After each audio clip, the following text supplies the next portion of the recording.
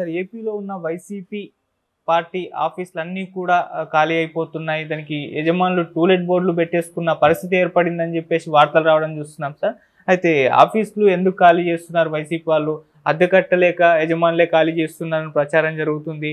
ఇంకోసారి అంటే వైసీపీ ఫేవర్లో ఉన్నవారు ఇది యజమానులతోటి బలవంతంగా టీడీపీ వాళ్ళే ఖాళీ చేయిస్తున్నారని ప్రచారం జరుగుతుంది.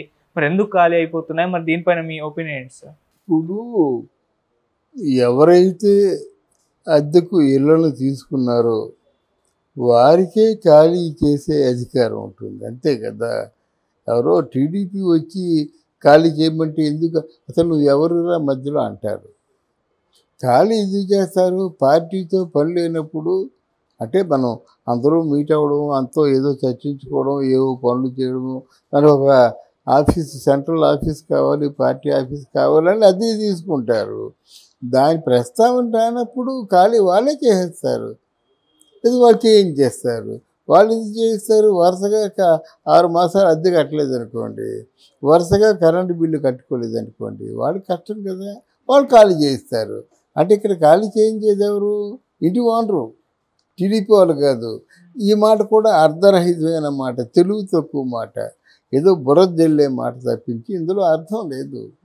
ఎందుకు ఖాళీ చేస్తున్నారంటే ఇప్పుడు ఎవరు లేరండి ఎక్కడ. మామూలుగా లోయర్ క్యాడరు, బెటర్ క్యాడరు అంటే వీళ్ళు మీడియం క్యాడరు ఉన్నటువంటి వైసీపీ పార్టీ నేతలంతా ఆల్మోస్ట్ టీడీపీలో చేరిపోతున్నారు, కూటమిలో చేరిపోతున్నారు. కొంతమంది టీడీపీ అయితే కొంతమంది జనసేన. నిన్న వర్షంలో కూడా జనసేన పవన్ కళ్యాణ్ కలవడానికి ఏమో క్యూలో వర్షం అవుతుంది, గొడుగులు పట్టుకొని క్యూలో నిల్చున్నారు పార్టీలో చేరుతామని. అంత క్రేజ్ ఉంది ఇప్పుడు. దీనికి పార్టీకి సంబంధం లేదు.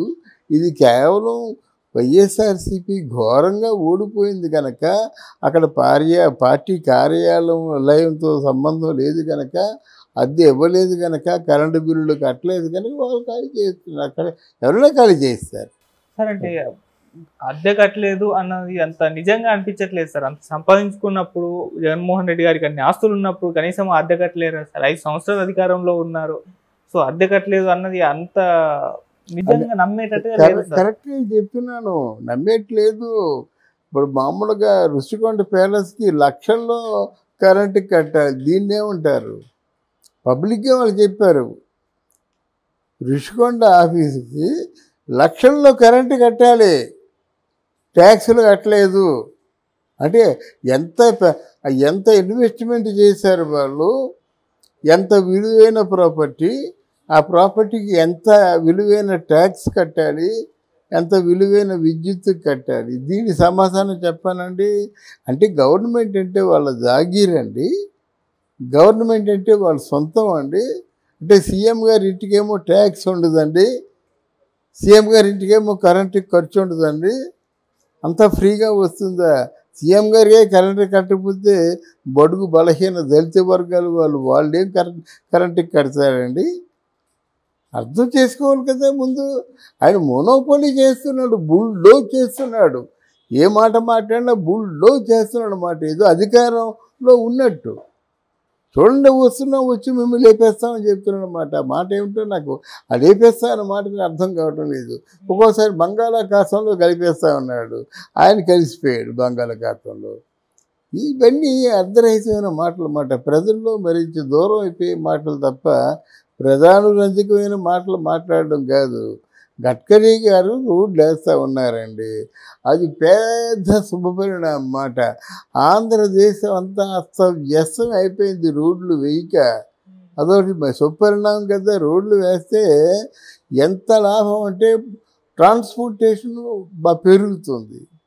నెక్స్ట్ ఇక్కడ విశాఖ టు చెన్నై క్యారిడర్ వేస్తున్నారు, అది అంటే ఆ బీచ్ రోడ్ల బెల్ట్ అంతా వేకంటిగా మద్రాసు చేస్తుంది. దీనివల్ల ప్రయాణంకి అయ్యేటువంటి సమయం తక్కువ అవుతుంది, ప్రయాణ సౌలభ్యాలు ఎక్కువ ఉంటాయి, ప్రయాణం ద్వారా వచ్చినటువంటి ఎకానమీ కూడా ఎక్కువగా ఉంటుందన్నమాట. వాటన్నింటినీ సపోర్ట్ చేయాలండి. ఇంటర్నేషనల్ విమానాశ్రయం ఆంధ్రాలో లేదు, ఎప్పటికీ కడుతున్నారు. 1,00,000 మంది వాళ్ళ ఎంప్లాయీస్ ఉంటారు, కావాలి కదా. అలాగే యూట్యూబ్ జోన్ ఒకటి ఇక్కడ పెడుతున్నారు, వాళ్ళతో మాట్లాడారు, వస్తున్నారు, అమరావతిలో ఉంటుంది, సంతోషపడాలి కదా. ఇవన్నీ కళ్ళ ముందు కనిపిస్తున్నాయి. ఇప్పుడు పాడిన పాటే పాడితే ప్రజలు నిన్ను ఎలా అర్థం చేసుకుంటారో చెప్పండి. అనుకుంటారు దానికి డబ్బు ఎందుకండి, ఆయన పదలో రాకముందే లక్షల కోట్లు సంపాదించాడు, డబ్బు ఎందుకు? మరి వచ్చిన తర్వాత మరి ఒక 4-5 లక్షల కోట్లు సంపాదించుకున్నామని ఆ పెద్దలు అది మామూలు స్టాటిస్టికల్గా ఆధారపూర్వకంగా చెప్తున్నారు. దీన్ని మీరేమంటారు? డబ్బున్నోడు డబ్బులు ఎందుకు? డబ్బు ఉన్నోడే మొత్తం కొండల్ని కూడా బంగారంగా చేసుకొని తన వైపు తిప్పుకుందాం అనుకుంటాడు. డబ్బు లేనిదే ఉంది, ఆ జీతం దానికి వస్తే ఆ నెల సరుకులు వారి తాలూకు ఫ్యూచరు, వారి తాలూకు ప్లానింగ్ అంతా ఆ నెలకు ఆ నెల ఉంటుంది అన్నమాట. ఇవి ఉన్నవాడికి ఏంటంటే చాలదు, 100 కోట్లు, 200 కోట్లు, 400 కోట్లు, 1000 కోట్లు, 2000 కోట్లు, అలా అంటే స్వార్థంతో ఆశలు పెరిగిపోతాయి. ఆశ ఎప్పటికైనా నిరాశ అవుతుంది. ఎవరికైనా, మీకైనా నాకైనా, మీరు బ్రతకడానికి ఆశపడవచ్చు, కానీ కొండల్ని ఎంత పిగిలించేసి మీ ఇంట్లోనో, మీ బెడ్రూమ్లో, మీ బాత్రూంలో దాచుకుందా అంటే చివరికి జగన్ గారి పట్టిన గతే పడుతుంది. ఓకే సార్, ఇప్పుడు అంటే వీళ్ళు చెప్తున్నట్టుగా టీడీపీ వాళ్ళు కావాలని యజమానులకు చెప్పి వైసీపీ ఆఫీస్ని ఖాళీ చేయించి ఆ ఛాన్స్ ఉందంటారా సార్? లేదండి, ఇప్పుడు టీడీపీ వాళ్ళకి అంటే కక్షపూరిత దూరంలో వెళ్తున్నారు అని లేదు. ఇక్కడ ఏం చేస్తున్నారంటే వాళ్ళే కొట్టుకొని వాళ్ళే పరామర్శిస్తున్నారండి. వినుగొండలో ఇద్దరు కొట్టుకుంటారన్నమాట. ఆయన చాయిస్ ఉంటుంది కదా. వాళ్ళిద్దరూ వైఎస్ఆర్సీపీ వాళ్ళే. వాళ్ళిద్దరూ వైఎస్ఆర్సీపీలో భారతి గారితో కానీ జగన్మోహన్ రెడ్డితో గారితో కానీ ఫోటోలు దిగిన వాళ్ళే. దీన్ని మీరేమంటారు? వాళ్ళిద్దరూ చంపుకుంటే ఇదేదో కూటమి వాళ్ళు చంపేశారు, మళ్ళీ ఇంటి వెంటనే ఇమీడియట్గా ఆగమేఘాల మీద పరామర్శ. అంటే ఓదార్పు మంచి జరగాలంటే ఒక శవం తేలిపోవాలి అక్కడ. అలా శవం తేలిపోతున్నాయి. గొడవలు ఎందుకు పడతారండి?